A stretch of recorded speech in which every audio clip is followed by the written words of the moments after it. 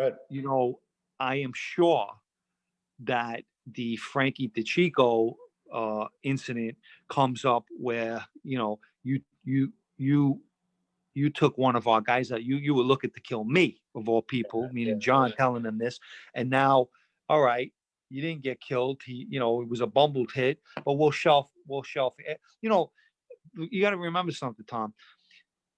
Shelving certain guys is just as bad as killing them today. I was going to ask you that. Yeah. Yes. So like to Angelo, what all he knew was this life. Yeah.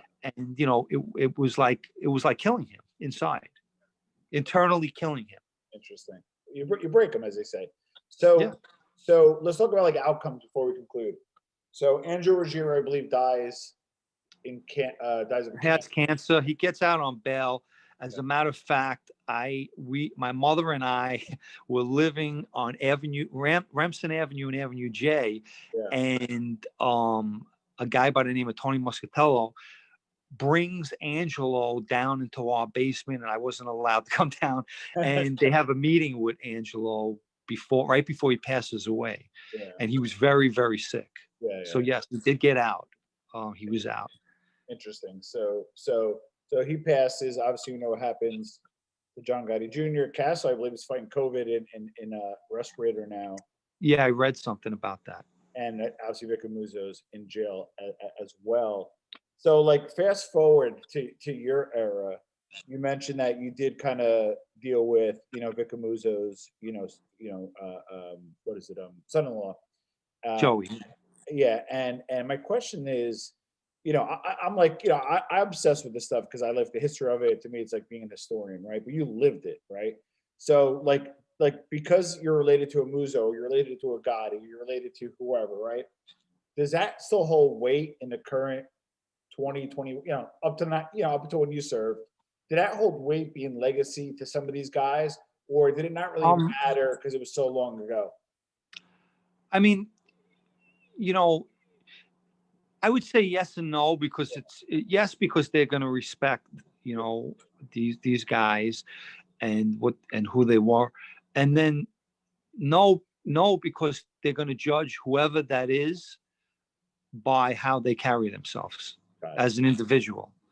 You know what I mean? So Joey's going to be judged by Joey DiBenedetto, not by Vic. I mean, I'm sure if there was ever any kind of trouble, Vic could help him out, but you're going to be judged by how you carry yourself.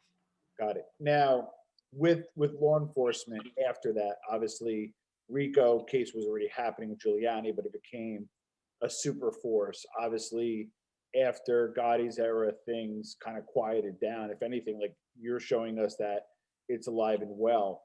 As far as you remember, when you got back or got into the life, what are some of the things that changed when you got there as a direct result of the Castellano hit? Like, was it, some old timers come to you and say, yeah, it used to be this, but we do this now because of Gotti's fault or Castellano's hit, or not necessarily the Castellano hit. That in itself was what it was. Yeah. It was everything changed after John Gotti. Yeah. And the reason being was the flashiness was, you'll hear guys say, John Gotti single-handedly took the mob down. John Gotti was the worst thing that ever happened to the mob. Look, John Gotti was a true blue gangster. Everybody knows that. I said from when he woke up in the morning till he went to bed at night, till the day he died, right? Till the day he died. And, so as far as a person being meant for the life, 100%, he was meant for the life. How he went about the life was not under the best circumstances. And he was, way too out there, too much exposure, too flamboyant, too flashy. So with that being said, to answer your question, and not only myself, everything changed after. You didn't see wise guys in suits no more.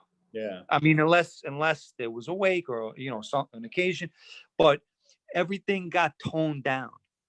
The clubs got closed, right? Most clubs all got closed. So everything in that life changed, and they learned from the mistakes that John Gotti made. Interesting. And that was a big part. So it wasn't necessarily the Castellano hit. It was John himself that guys learned from the mistakes that he made, and the heat that was brought on by making these mistakes, and they adjusted. Interesting. You know, yeah. But one more thing that I think that we should answer is that I seen somebody ask a question on your podcast, and they said, well, they're worried about a guy, a rule that if a guy deals junk, because of the large sentence he's going to get. But on the other hand, what about, what about whacking a guy or killing a guy?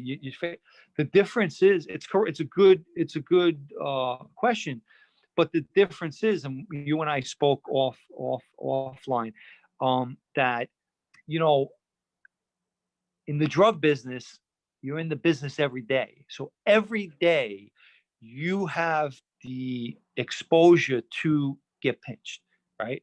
You have every day you could be under surveillance, you could be indicted, you could get locked up, you could bring everybody down with with with the drug business, because you're in the business every day, right? You're involved in it every day. Whereas a hit